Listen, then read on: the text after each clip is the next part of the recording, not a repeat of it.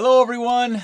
The internet is this huge place, and in FPV, we have websites that have builds, or we have websites with tutorials, or websites that just have parts lists, websites that we buy from. We've got Facebook groups, we've got Discord servers, Instagram, YouTube, all these different forms of media that we can get across the internet, and we can use that information to help make decisions or figure out how to do something. But sometimes it's just wrong. And that brings me to my point today. How many, by show of hands, virtual hands, have heard that the Nebula Nano is just garbage? That's a prevailing thought that I've heard a few times.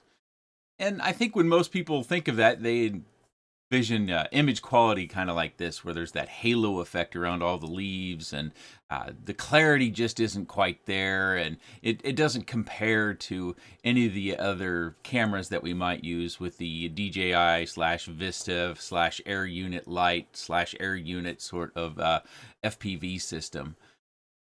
But I'm reminded recently that as far as the Nebula Nano being garbage, I can't quite agree with that. As you can see here from a video that I did some time back, probably about 4 months back, I'm doing a comparison with the standard DJI, as well as the Nebula Pro and the Nebula Nano.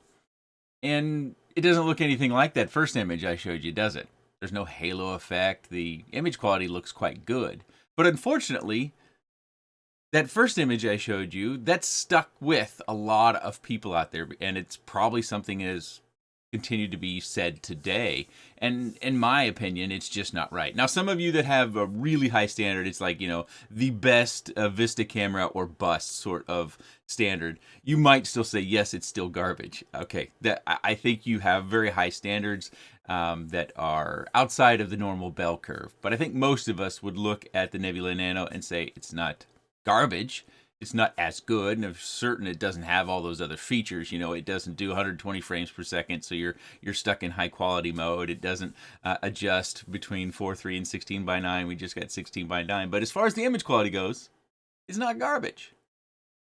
And so I think we have 2 points to come from this. One is the information on the internet can be really helpful and useful, but it can also not be quite accurate. And the other part is that Caddx did a silent update, and manufacturers should not do that. It's my pretty firm belief that if they're going to change something that makes one of our components, or a quad, or one of the components, better or worse or different, it needs to have a version number with it. Unfortunately, in the case of the Nebula Nano, they probably shot themselves in the foot by not doing a V2 or V3, whatever that iteration is. Because sometimes people will just get turned off by a quad because they'll say, oh, it's got a Nebula Nano in it, I don't want anything to do with it. Speaking of one of those quads, FRC-35. Yeah, it's got a Nebula Nano in it. And a lot of people they just won't want that camera because in their mind, because it's been said so many times, it's just garbage. So I think another thing that we could possibly pull from that is when we get information from others that maybe we need to look at the date of that information. Maybe it was a year ago, maybe it was 3 months ago. Things change, things are different, and maybe ask them if they've used it. I've run into that before. I've seen Facebook messages where somebody was maybe trying to do something, and someone said something about something, and then I asked, trying to gather more information about when they last used it, and it turns out that they didn't last use it. It was just their buddy had 6 months ago. So that can still be useful information, but if it's not current, how useful is it? And the main reason why I'm kind of rehashing this is that I was recently reminded by Recoil Freak about how the Nebula Nano is a pretty good camera. Of course, for micro guys, it's important because it has less weight. But then I started going through the comments on that video, and a number of people were commenting about how good it looked. And so I think it deserves revisiting, not because the product's for sale, because the product is discontinued. But I think it's something about our judgment in FPV. Sometimes we're too quick to judge. We're too quick to possibly believe. We don't give things a second try, maybe. I don't know.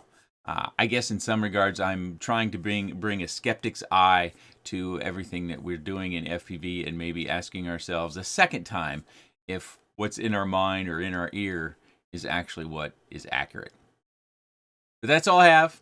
Maybe you have other cases where this has kind of been the prevailing thought about other products I'd be interested to know about. Not that I'm going to make any more videos about it. I just thought this was such an important point about that particular camera, that manufacturers should not do silent updates. They need to version them. And sometimes we have to ask questions about the information that we get, whether it's from a buddy or the internet or one of those sources on the internet.